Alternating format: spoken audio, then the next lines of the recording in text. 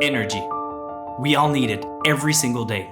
And sometimes we reach out for an energy drink to push through finals, power up a sweaty gaming session, shake off fatigue, or just because we like the taste. But what about 1,000 years ago? Or 2,000? What did they drink then? How did they make it? What did it look like? Taste like? Did it actually work?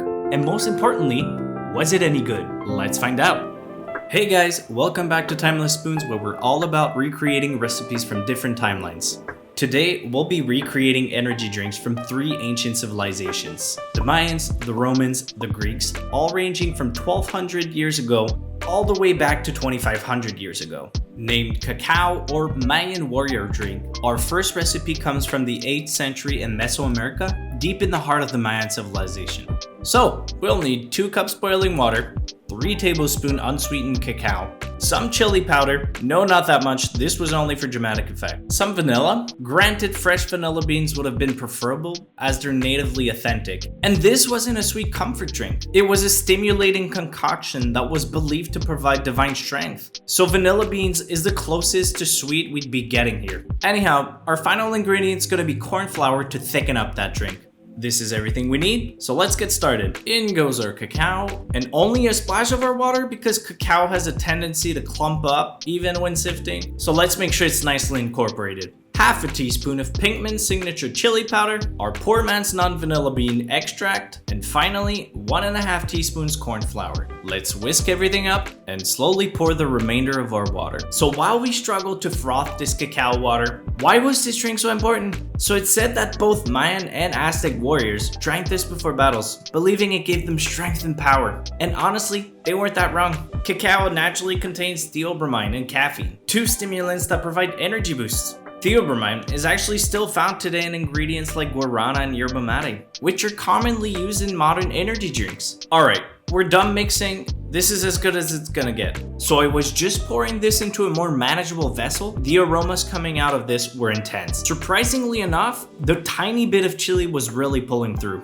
Let's put this aside for a taste test at the end and jump into our second recipe, Roman Posca, and originates back to the 1st century BCE, so roughly about 2,000 years ago. Posca actually stands for sour or vinegary drink. It was consumed by the Roman soldiers as it was thought to kill bacteria in contaminated waters, provide energy, making it a safer, more practical choice for long marches. So 2 cups of water, half a cup of red wine vinegar, crushed coriander seeds, and a pinch of salt for those energizing electrolytes. Now, the coriander seeds were not as common in the day, but some iterations believed they were added for extra flavor and possible digestive benefits, and to balance out the overall sharpness of the vinegar. Pretty straightforward, mix everything together. Now, the Roman soldiers drank Posca daily, not just for hydration, but also for its supposed medical benefits. The Romans were fascinated with medical mixtures, and one of their more famous ones was theriac, a legendary cure-all remedy used for centuries. Awesome! Our beautiful daily potion is nearly completed. Now all we need is to give it a good swirl and set it aside for a final test. Our final recipe, named Greek Kykeon, dates back to nearly 2,500 years ago, and as the name suggests, originates from ancient Greece in the context of Sparta and Athens. This drink is particularly nourishing as it contains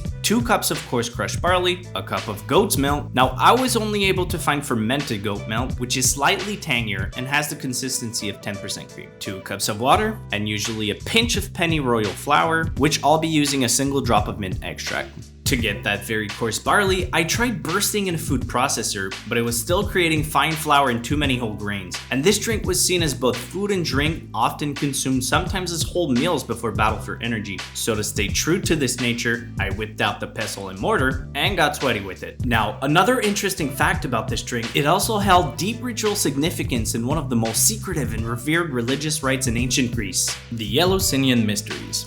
It was suspected that the drink contained psychoactive properties, likely due to ergot, which could have induced altered states of consciousness during their ceremonies. Okay, the crushing torture is done and we're ready to roast our barley in hot, lower to medium heat pan. We want to mix often as these are very dry and could burn easily. Even once out, we'll keep juggling them around as the pan is still roasting until we pour it out. These look nice and toasty, so we're ready to add our near boiling water into the barley. We're looking to steep this for about 25 minutes, mixing now and then while we clean up. At last, let's add our goat milk, short mix, and our singular drop of mint extract. A final mix before admiring the gorgeous chunky sludge we've created. Alright, time to bring back our ancient drinks and test them out. So, Mayan cacao. Still very fragrant aromas of sweet chili and deep chocolate. Now for the taste, I'll let my live reaction speak for itself.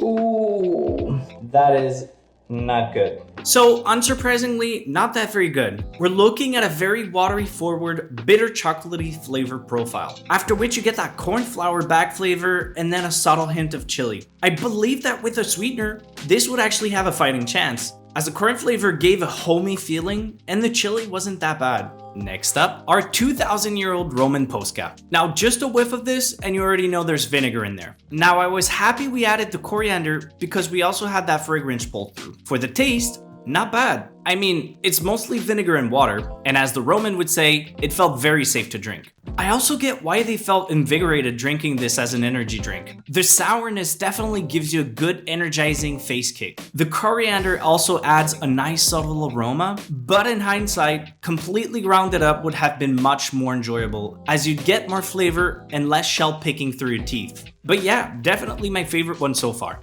For our final contestant, 2,500-year-old Greek Kykeon from ancient Greece. Let's make sure to have all our esteemed barley chunks with a quick swirl and give it a smell. Very nutty, toasty, goaty aromas from this one. The pungency is somewhat similar to smelling a chai latte. It feels powerful. The taste is very hard to describe. It's very front forward with a sweet barley goaty flavor, nothing herbaceous but rather floral. You definitely taste what I would picture as freshly cut, clean, dry barn-like hay flavor, or kind of what that would smell. It really holds some potential though. If we use cow milk and added a splash of honey, I believe this could be a very warm and good cozy drink. So there you have it.